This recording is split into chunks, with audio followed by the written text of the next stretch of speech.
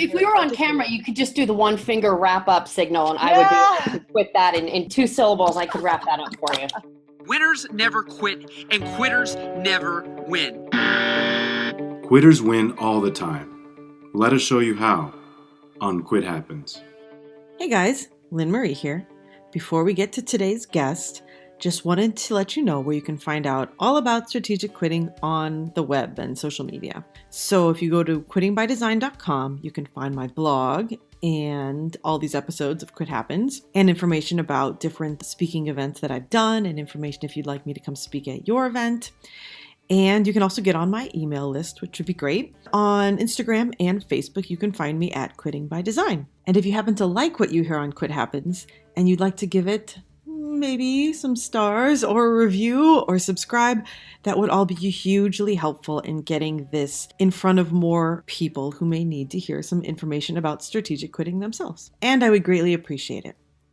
So without further ado, today's guest is Lindsay France. She is a former news anchor for RT and current host of the Business of Politics podcast.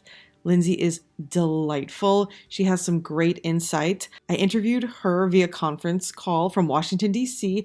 We have a little bit of noise peaking issues every once in a while, so the volume I've turned down just a bit, but I don't think that should be any issue. Occasionally you can hear her dog tap dance in the background as well, which is kind of adorable. But anyway, Lindsay has a great story, a lot of great insight, and I can't wait for you to hear it. Thanks for joining us, Lindsay. Thanks for having me. Well, I learned about Lindsay's quitting story when I first met Lindsay about a month and a half ago in New Orleans. I guess technically in San Diego on our way to New Orleans. We were both working with IVN/IVP, the Independent Voter Network, Independent Voter Project, at the Unrig the System Election Reform Summit. And I knew, Lindsay, that you had been an anchor for RT America, correct? Right. And that you no longer were. And obviously behind there was a pretty cool story. So I was very excited when Lindsay said she would come on and share it with us. So Lindsay, if you could take us back, not necessarily just to that quit, but to whatever you feel is the beginning of your quitting journey. I love a good quitting journey. The first big quit I think I undertook was several years ago. I was working local news in Washington State. The typical story is you start in local news after college, you major in journalism, right? Get that $150,000 journalism degree. And then you go and start in local news, make $10 an hour, practically starve, and then move up to the network level. It's everyone's dream. That was never my dream. I was international relations major, sort of did production assistant work at one of the networks. And then I moved into local news because you learn to, shoot and edit and tell the smaller stories, so then you earn the right to tell the big ones. But I wanted to get overseas. And at that time, the wars in Iraq and Afghanistan were sucking so much money out of the networks because of just the price of security over there for correspondents, on top of the crash in 2008, meant a lowly local news reporter was in no way going to get a job, even hauling someone's gear over there. And the job market dried up. So instead of a lateral move to other local markets and waiting and hoping to get picked up at the networks, I dropped my job and got a plane to the former Soviet Union to work for a new channel that had popped up, a network called Russia Today. And it was right during the reset. Medvedev was president. And it was all about the new Russia. Wow, what is this? It had all of these different departments. It had documentaries, sports, entertainment, business. I think at one point it even had weather back in the day when people had weather. It was a domestic unit, an international unit. It was so exciting. It was positive. It was neat. And then I worked on the domestic side, and I did a ton of very serious stories about the problems with the post-Soviet Union, the Eastern Bloc countries, with Russia itself, and a lot of policies therein. So it was a huge education. And over time, as Russia's relationship with the West changed, and obviously conflicts arose with Ukraine and more friction with NATO and the European Union, it rose up. It became a very fraught environment, and I really, really wanted to get back home after 4 years. I covered Sochi, and I wanted to be near my family. I was gone for 4 years. So I moved to RT America, and I did news and a lot of political analysis for independent third-party candidates. So that change from local news to just jumping overseas with a couple of backpacks to coming back to the States gave me an education on international relations, on geopolitics I would never have gotten with any news network had I not taken it upon myself and my passion to just cut ties and go over and make my own judgments. It was amazing. Parents were not excited at the outset. I was going to ask. I did it anyway. What were their concerns? Former Soviet Union, parents being raised in the generation they were raised in, probably lots of fears related to that. Of course, former Cold War kids, hiding underneath desks, and Khrushchev and all of these leaders. And my dad said, look, take that morning show job in Austin. Do not do this. Those Soviets are going to get you. I mean, he didn't say that in so many words, but it's what a lot of parents in that generation are going to think. And I just said, Dad, I know what I'm getting into. I've talked to so many expats who are already in Moscow. It's the time to do this. It's what I want. It's good. It's positive. It's going to be amazing. So I got there, and sure enough, 2 years later, he and my mom and my sister came to visit, and they were just astounded at the complexity of this place in a country with so much history and so many borders and so many ethnicities and so much friction. It was fascinating for them, and I got everything I could out of those 4 years. I'm really proud of the work I did. That's great. And did they finally say, like, oh, you were right, this isn't so scary, and that they were, you were right to follow your intuition? Right. They knew that it really fit who I am. And, at time, there were a lot of critics of the place where I was working, but a lot of it was critics who didn't actually spend time watching all of the programming there was and paying attention to what all of the reporters were doing. My parents knew that what I was talking about had integrity, and I did. So that's really all that mattered at the end of it all. And, an important thing to point out is that there's this American arm, there's this Russian arm, there's European arms, they had an Arabic department, a Spanish-speaking department. You cannot compare an entire network to what one show does or the other. And we see that in network news here in the United States, right? Sure. One show is at 9:00 p.m. is not the morning show, and vice versa. So the people that I know who are proud of our work there had a really diverse array of coverage. And that's something none of us would have known if we all hadn't cut those ties and just gotten on that plane. Yeah, for sure. That's a lot of brave people in one space. Yeah. And from there, you said you were there for 4 years. Now take us through what was going through your head, say the last 3.5 years, whenever you started feeling like, okay, I may need to make a shift out of this. I was covering stories based in Moscow, but I was covering them all over the place. And then I moved back to the States, and I began covering different types of stories. I was covering immigration. I was covering the drought in Los Angeles. I was covering a huge array of stories, which culminated in my political coverage, which was independent voters, third-party candidates. And it was amazing. I was really proud of my work. And then the beginning of 2018, I was doing the business unit in finance. It was pretty apolitical. But one of the things you notice with all that has happened is that you are lumped in a basket. Every reporter, every anchor, even an analyst, you are lumped in with your brand, with the network you are in. So for good, bad, or ugly, when any sort of calamity happens or any sort of crisis happens, political crisis or whatever it is, you are lumped in that same basket. And I just got tired of it. And that happened to me after all of the news came out about the elections and the retractions and the accusations, and it became such a war of words. I said, this is a great time for me to leave, because I'd wanted to leave TV for a long time. And since leaving, I have not looked for one TV job. If I have, I don't remember it, because I walked in November. I have not looked for one television job. I have had no desire. My issue is talking about voting rights in America and everyone having an equal place at the table. One of the things you learn working in television is you don't get to sort of branch off and cover the things you're passionate about you are part of whatever label is on the screen. It doesn't matter if it's a peacock, if it's a green box, if it's an eye, it doesn't matter. And I think a lot of journalists are having a problem with that nowadays, is that it's just changed so much. Whatever the scandal of the day is, if it's with a media organization, you are that scandal. Right. And that was when I said, okay, cut the cord. I'm ready to go. Yeah. And what were your fears surrounding that leave? Like, you didn't have something already lined up necessarily that was going to completely replace your income and the hours you were working, correct? No, I was really comforted by the fact that I knew what I wanted to do. I could not get my head past the primary elections when we had a man and his hair get onto a stage and take aim at 16 established Republicans and walk away with the win. And when we had, on the Democrat side, a woman basically crown herself queen of the Democrats and push aside a man who was a phenomenon to an entire generation or two or three in America. Yes. And push him farther out to the fringes, even though he was one of the most consistent politicians we have seen on Capitol Hill.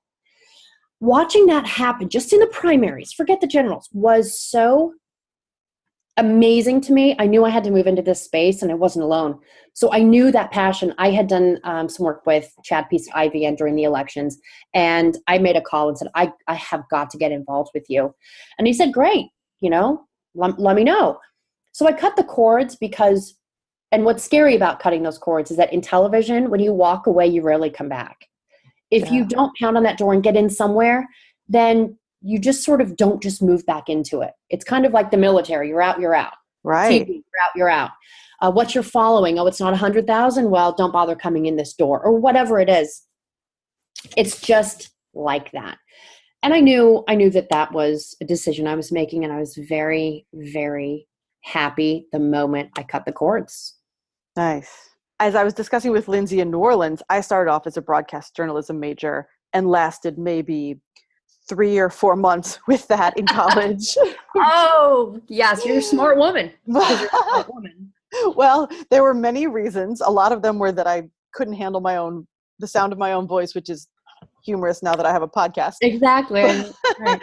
But also it was a lot of the issues with broadcasting itself. And now at the time, like you said, it wasn't where everything was so polarized. And if you worked for one network, clearly you were a liberal, or in another, you were clearly a conservative. But my issues were more of I was afraid to go up and ask people these pointed questions. And I think you and I had some discussion about even once you get to the anchor side or other sides, that the television broadcasting industry is still not necessarily the easiest place to be all the time. No, oh my goodness sake. It's look at showbiz. You're dealing with big personalities who want a lot of power and who want to always feel that they are important and that they are an authority. There's a lot of arrogance in the industry. And I'm not innocent, but especially once you step back, you realize the arrogance behind the people who feel that they're doing God's work. Because at one time, the point of the pointed question wasn't a gotcha. It was to get an answer and to have a conversation and ask on behalf of the audience. It wasn't to get clicks. It wasn't just, to make you look smarter. You go into a press room now, or a press scrum where you're all sticking cameras in someone's face. Or the desire to get that sort of that get or that question answered isn't really to necessarily enlighten people. It's just to be first. And first, in a lot of cases, makes a lot of money. And then it switched from first making a lot of money to first and then embellished making more money. And it is evolved, as you said, so much that as an anchor and as a field reporter, which I feel in my heart I always have been, which I never wanted to be on the anchor desk. I always wanted to be in the field. That was, my bread and butter was just getting out there and talking to people out on the street and out in the field, wherever I was. And I did not have a passion for the gotcha. Yeah. I felt a lot of times the gotcha now is just totally disingenuous. So it's a tough industry, and you've got to stick to your guns and be a fighter.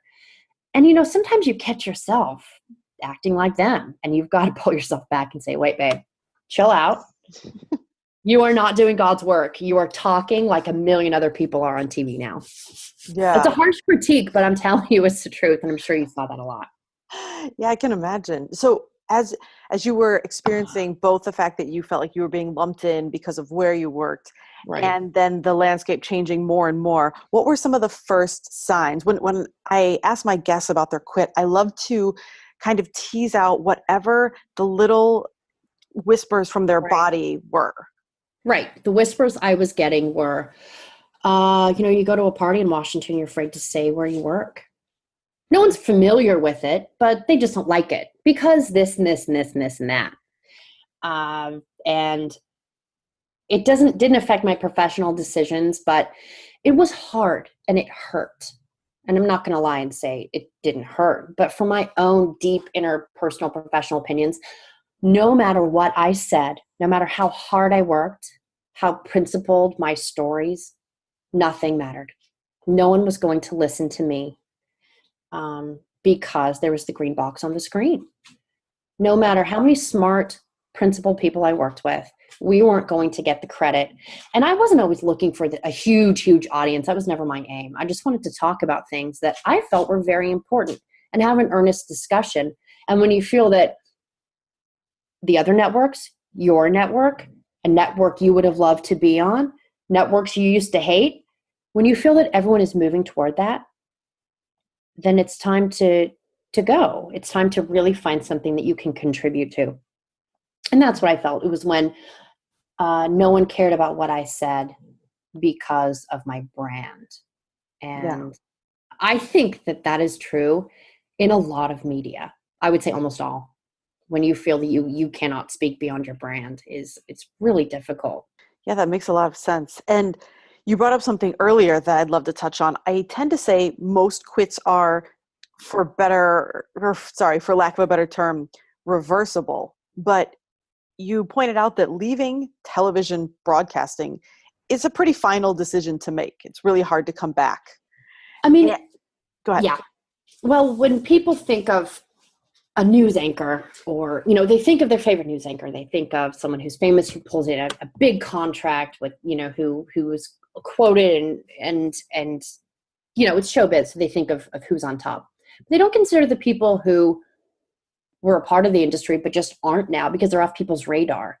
And when you walk away and you don't seek out that agent or seek out that other job, you're sort of saying, I'm willing to walk away from this platform, and if another doesn't want to pick me up, I'm okay with that. And a lot of people aren't. A lot of people you don't hear about anymore aren't okay. And they really fight for representation or for getting into a network. These are people who have won major awards because that doesn't matter anymore. What matters is your following, maybe how many times you've been in clickbait. Maybe you started a scandal, whatever it is. If you are hireable, it isn't always because you're good. And a lot of people find fulfillment in a lot of other jobs. But of course, it doesn't get talked about a whole lot. So when that door slams shut, you have to be prepared that it may be locked. I have appeared in media since then, just as an analyst, as you can call me a talking head if you want, but representing my viewpoints honestly. And that has been much more rewarding than trying to get a gotcha. Yeah. And I like that you brought up, once you walked away, you felt this relief. You felt better. Yeah. If there's any better way to know that you've successfully quit and you've done the right thing, it's that feeling. I even say sometimes that you get that feeling the moment you've made the decision. Like, when the wheels are in process, right? Right. When you're walking in and you're not feeling an excitement or passion to take what your product on air for many different reasons, it's time to shift. And it's like making a product you don't believe in or providing a service you don't believe in. If you are a part of something that you are presenting and your mind is, like I said, my mind was stuck in the primaries. It was stuck in the primaries. And you and I have talked about this. I was so overtaken with awe at our voters and what happened in the 2016 election, which is an entirely different story, that my eyes glazed over. I was not passionate, and I have got to have passion. Yes. I have to. I think the entire world would be a happier place if everybody did have passion and was able to work within that passion, right? Like, that's what quitting by design is all about, is how many of us get stuck in things that we're not passionate about. Right. But we may, sometimes society just says like, well, it's just your job. You just go to work 40 hours a week. That's what our parents did. That's what their parents did. It wasn't about your passion or loving what you do. That's what your hobbies are for. And I think it's great that our generation is catching on to the fact that no, you can live your passion. It takes some work, it takes some creativity. But that's the goal. Like the goal is not to just check into a job out of graduation and work until retirement at the same job just so you can get whatever pension is coming. That's no longer the paradigm we're living in. And I love that you phrase that. Yeah. If you're in something where you're not passionate, whether or not it's apparent that there's going to be some way out of it, at least have in the back of your mind, hey, there's probably something better for me out there. Well, and I think a lot of people, what our grandparents saw about people who were passionate was on the silver screen. They didn't look around and say, oh, look at this great General Motors worker who's passionate about what he does, or this radio host I know who's, they were all in these jobs where it was really neat. In their generation, they came out of the Great Depression. Gosh, they could eat and have a car and maybe take a vacation. Wow. Okay, well, if I need to get that, I'm going to plug myself in. When I was doing my business show, I interviewed a amazing writer, a woman, and she wrote a book called The Gig Economy. Always have your side gig. You could be the CEO of a company. You could have a podcast, be a doctor, have your side gig. Have those side projects where if you need to shift and go into them and make money, that you have that. Carve out the time to have that. Because I also think, healthcare in this country is huge. I talk to people who want to quit, but dang, they can't get healthcare for their kids. They've got job lock, and job lock is something she talks about. And it's all the more reason to have that side gig, because even me, I had my side passion, but could I really go into it and make a full-time thing out of it? Well, it turns out, yes, but I didn't know for sure. Right. A lot of people need more investigation, but need to have that side gig. And I think a lot of news reporters don't do that. They don't find what they're passionate about. And so they get locked into, I need a mic in my hand. And that's not true, because reporters tell stories. And they aggregate information. And that's something that I think members of the media may not realize, but they do have options. And a lot of my friends who are in media all over the world, a lot of them don't realize that. Yeah. I think it's interesting that it's okay to cut those strings and realize that you do have passion inside of you. You're not just a storyteller for a certain brand, XYZ. Right. And I think a lot of that comes down to identity. You get an identity as, I am a news anchor, or even further, I am a news anchor for RT or CNN or whomever. And it's hard to see outside of that identity. What happens when that identity may be taken from you? I've read Dan Harris's 10% Happier book, and he's an ABC, he was an anchor at some point, but he gets very detailed about, how kind of finicky the business was. One day he's an anchor, one day he's not, and one day he's back out in the field. Oh my goodness. Right. Absolutely vitriolic. Yeah. And think about, if that's your identity, how fragile that is if that's your only identity. And so I'm going to definitely link in the show notes to the gig economy, because that's a great idea in the arena of occupations and having a side hustle along with your main hustle. Tim Ferriss just talked about on his podcast, diversifying your identity, which I think just goes great hand in hand with that. Is, you're a news anchor, but on the side, maybe you're an author. Because if one thing is pulled from you, you still have that other backup. It's not so dramatic. Right. Or if that one thing isn't working for you and you need to quit, then you have that backup. Right. And I think that there's a lot of people, there's a lot of ego involved in this business. It's not like someone doing altruistic work, like say a social worker where you're helping people. This is putting on a lot of makeup and talking. Or being behind the camera and having control of these visuals and this message that's going out, or maybe bragging rights. And I think you just put a needle in that bubble of ego. And a lot of these people are hard pressed to find, what do I care deeply about, aside from just getting the story on air and going home? Someone asks you what you did today, you don't remember. That's very, very common. And I think that something that's not talked about also is there are high levels of depression within news people who are faced with leaving their careers, maybe being shut out. One day you're an anchor, then you're demoted to a correspondent. I know people who have had that happen. Or you're given a job and the expectations are high, but you've got to deliver. a lot of depression and anxiety and searching. Yes. And, we don't hear about that a lot. So when I interviewed the gig economy author, fascinating woman, Diane Mulcahy, she really talked about, it doesn't matter what industry you're in, always be cultivating, provide services for others, make those contacts, and you will open up your options. Even if you don't take them, they're there. Yeah, because think about how much that frees you up to even toy with the idea of quitting. If you think, no, this job isn't the end all be all. If I quit this, there is another path. There may be another path. That just frees up your mind to start identifying the possibilities. As you said, you may not have to use that side gig ever, but to know that it's there, I think exactly what you said keeps you out of that job lock. As an aside, as a Bernie delegate, those were the two things I love that you struck on that. The two things that I loved Bernie so much for, as I said, the thing that most often keeps people unhappy is when they're stuck in a job. And the two biggest reasons you're stuck in a job is because you have to pay for college and you have to pay for healthcare. And Bernie wanted to free up healthcare and, state college tuition. I thought, man, people would be so much less likely to be stuck in a job rut if those two areas were freed up. Well, at the base of it, you're spending 8 to 10, and in America, 12 to 13 hours a day making your ends meet. And if you have to sacrifice happiness for feeding your baby and fixing the roof, you're going to do it. Most people, you and I know, are going to do that. And also, let's look at the media scandals that have happened. For me, it was that no matter what I said wasn't going to matter anymore. And I had to walk.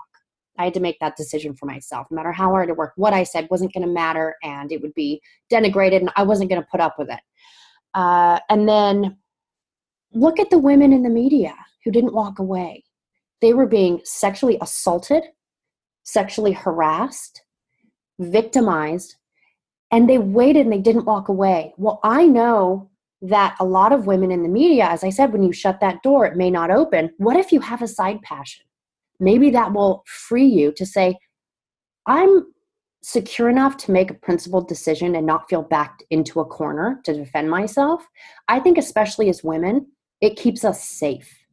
I think it really does keep us safe when we have to fight back and say, I cannot be locked into a situation. Look, it was a lot of these cases dealt with men at work. Yeah, absolutely. And I think it's a security issue for women. Now, I never personally had anything. Some of my biggest supporters have always been men at work. But as a woman, I can completely understand how very fragile they felt, fragile to the system. And so again, going back to the gig economy, finding the gig of my dreams was in covering the elections for a very, a network that was considered, bad during the elections. My passion came from talking about the elections. I'll go back to the primaries, talking about those primary elections. That's where I found my passion. Yeah. And going through a hard time. That's it. Yeah. And again, another thing I stress from quitting, nobody would think that your time at RT was ever wasted, not a consideration. But when you leave something, certain people have that thought like, oh, but I've spent this time there, is it wasted because now I'm not going to be able to move up the ladder? No, you spent that time honing in on what your actual passion was. You realize television news, not exactly your passion. Storytelling, yes, but political primary independent voter storytelling, definitely. And I love that you use that time and really narrow down what you love to do. And now you're going to do it. And this is a great segue for you to tell us where we can find you these days. Right. So I am the business editor for the Independent Voter Network, IVN.us. I edit and write business articles. I also host a podcast, The Business of Politics with Lindsay France. I look at money in politics and the business of doing business in Washington. A lot of people talk about, they talk about, the art of orchestrating politics or the dirty underbelly of politics. I want to talk about the dollars and cents that go into making us think what we think. So that's what I talk about. And I work on a number of other projects that are growing. I've only, been out of full-time television for a couple of months, but it feels really strong. And I'm working on some great projects and there's more to come. I love it. It was great to get to meet you in New Orleans. Let me try that again. To get to meet you in New Orleans. How do you properly pronounce that? Yes. To Mardi Gras a little bit with you and learn about your story. And I really appreciate you sharing it with all of us. So thank you, Lindsay. Thank you so much. I love your podcast. I'm a huge fan. Thanks for having me. Oh, you're awesome. Thank you so much. And for everyone else there, until next time, happy quitting.